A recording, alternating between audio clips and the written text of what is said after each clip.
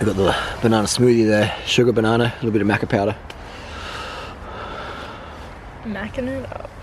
New bike day, we have the Specialized Epic S-Works. This is the most expensive mountain bike on the market, and been riding it for a month, so this is the new bike day. What do I love about it? What do I hate about it? Let's find out. First of all, let's have a look at what we love. The frame is very, very stiff, super lightweight, it tracks really well, handles fantastic. I like that Specialized have ditched BB30. We've gone for a traditional, or I shouldn't say traditional, I should say the GXP outboard bearings. Shit, it just works. It just works. This bottom bracket setup works, easy to service, easy to pull the cranks on and off. And the SRAM 1x50 cassette Eagle XX1 works really well. I like that. The Rover wheels, fantastic. I like them. The carbon rims feel very comfortable. They spin up the speed really well. They're very absorbent of the shock. The tyres, the Fast Track, I love those Fast Track tubeless. I've been using this bike for a month and haven't had a single flat tyre. Chain works good. These XTR pedals, that's my choice. They don't come stock. I like those. They work well.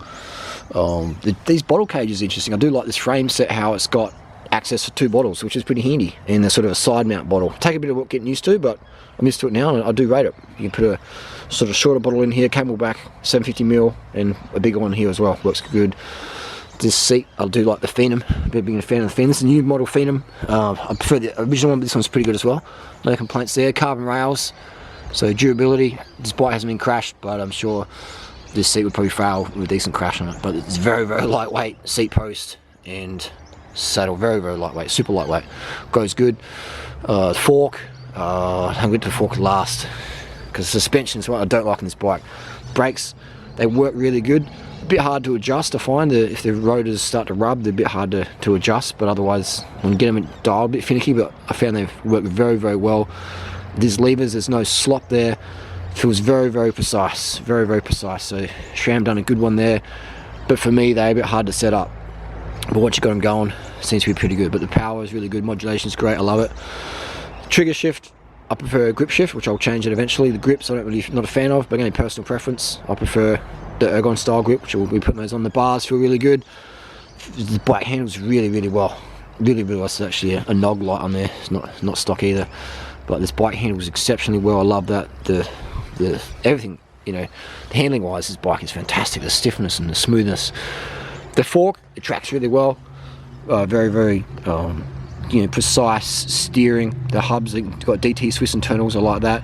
We have but the brain setup, you know, there's too much. When you jump on the bike and ride around, you probably get that much bounce if you're sprinting, which for me, on one of the lightest bikes in the market, most expensive bike in the market, I feel that's a poor choice. This bike would be awesome if it had a lockout. You know, the brain is sort of supposed to be a lockout, but it's, you know, the brain back in the day was before bikes really had lockouts, but now it's 2018. I feel the brain it's time to go. Oh, we've got to have a lockout. You know, this bike deserves a lockout. A lockout in the front, which is a little cable, activated lockout, hydro lockout, whatever. Front and rear would be perfect. The suspension here, the brain. Now, this is the first brain. This is the second shock I've had this bike. First one died. Specialized replaced it really quickly. Really good customer service there, so I'm happy with that. But I do find this bike does bob a lot, just riding around to the shops and stuff. So for racing, I wouldn't be happy to race this bike.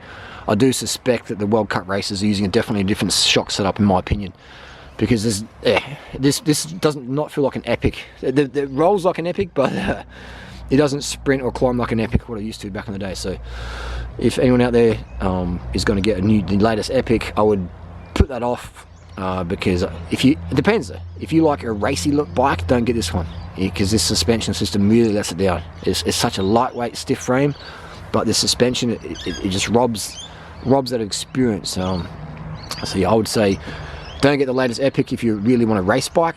If you just want a fun trail bike, then yeah, it's fantastic for that. But if you want a full race bike, I'd go Giant Anthem or a Scott Spark, something that you can totally lock out versus have a lot of bob when you're trying to sprint and climb really fast. So there you go. So the S-Works Epic for me is more of a lightweight trail bike, which is a shame for me, because I love the Epic line. I've been using Epics for the last 15 years as my primary mountain bike, and I love the Epic line.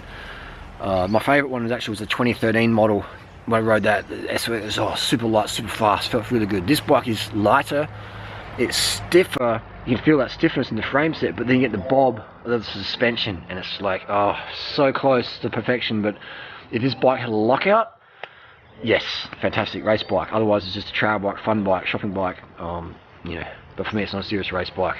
And again, the pros, they got the stems slammed down. They're using different geometry, and I cannot imagine a pro rider using this suspension setup. I'm not even pro. I'm doing 400 watts in the climbs or whatever, the short ones, and I'm getting that rear end bobbing a lot. So if I'm doing that and I'm, you know, lighter than a lot of pro riders, the pros who are lighter than me, are heavier than me and push out more power, the bike's going to be slopping all over the place, and no one's going to be doing that. So I definitely feel that the different suspension setups are being run a lot firmer, traditional Epic style, which has felt like a firm hardtail, full suspension hardtail.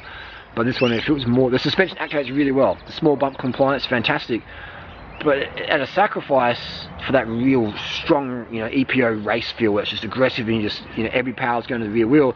This one feels like, you know, is the suspension really working? And it also does, I find it does sag over time. If you're in the saddle on a 5-way climb, you're sagging backwards, so your seat height's sort of changing, which, yeah, does matter a little bit, but especially on a $12,500 bike, it deserves a lockout. It needs a lockout. So if you're going to get an Epic, think about it. You know, a handling bike, fantastic.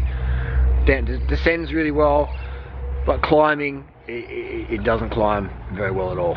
But it could if it had a proper suspension system on there. What are the pros running? There's no way Sam Gaze, who weighs fucking probably 20 kilos heavier than me, is using that same suspension setup. It'd be sagging and bouncing like a fucking mattress in a cheap brothel.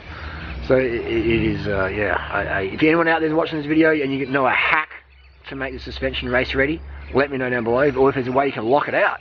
I don't know if there's some sort of hack you can lock out the suspension on the Epic, so let us know down below.